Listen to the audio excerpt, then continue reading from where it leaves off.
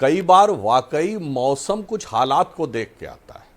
और मैं सब प्रमाण बोलना चाहता हूं। 2024 का लोकसभा चुनाव था, आपके जितने लाखों दर्शक जो देख रहे हैं, याद करिए चुनाव के समय ही दिल्ली के स्कूलों में बम थ्रेट की दर आने लगी थी, पटरियां उखाड़ी जाने लगी थी, एयरलाइंस में फर्जी फेक कॉल्स आने लगे थे बम धमाके के। क्यों?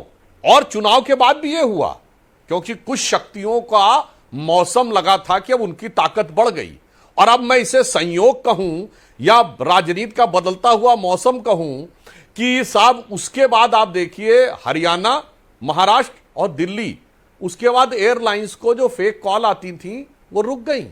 जो रेलवे लाइन में और वो फेक कॉल्स आती थी यहां बम रखा है, वो एक दौर में जब मोदी सरकार नहीं थी तो धमाके कर देते थे। फिर उनको लगा कि कुछ शक्तियों की ताकत बढ़ी है तो फेक कॉल्स करने शुरू कर दिए। जब उन्हें लगा कुछ शक्तियों की ताकत कम हो गई है तो फेक कॉल्स भी आने बंद हो गए। यह दर्शाता है, उत्तर प्रदेश में भी यही हुआ था 2022 में। चुनाव से ठीक 1-2 महीने पहले पुलिस के साथ झड़प की वारदातें, पुलिस के ऊपर अटैक करने की वारदातें बढ़ने लगी थी। क्यों? क्योंकि कुछ तत्वों के ऐसे हौसले बढ़ने लगते हैं कि शायद अब हमारे संरक्षणकर्ता प्रायोजकों का दौर कहीं आ जाए। तो जो आपने इकबाल की बात कही, तो उनके मन में फिर उनकी भावनाएं सुगुगाने लगती हैं। आपने देखा यूपी में 2022 के बाद शांति हो गई, वही बिहार में हो रहा है। हम ईमानदारी से कहना चाहते हैं, हमारी एनडीए की सरकार ने आज तक किसी अपराधी को बिहार में प्रायोजित करके राजनीति में स्थापित नहीं किया।